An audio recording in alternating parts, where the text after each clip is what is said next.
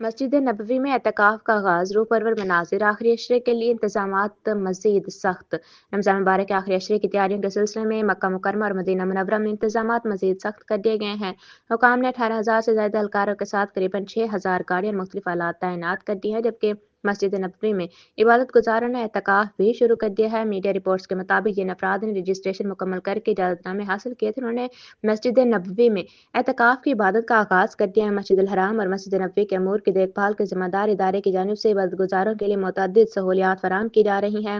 جن میں رہنمائی، انتظامی خدمات، طبی سہولیات، ترجمہ، مہمان نوازی اور ضروری سامان کی فراہمی شامل ہے تاکہ زائرین کو آرامدہ اور روحانی ماحول میسر آ سکے۔ فیلڈ ٹیمیں بھی تعینات کی گئی ہیں جو داخلے اور اخراج کے مقامات کی نگرانی کے ساتھ مختلف خدمات کی فراہمی کو یقینی بنا رہے ہیں تاکہ عبادت گزار مکمل یکسوئی کے ساتھ عبادت اور دعا میں مشغول رہ سکیں۔ دوسری جانب مدینہ منورہ کی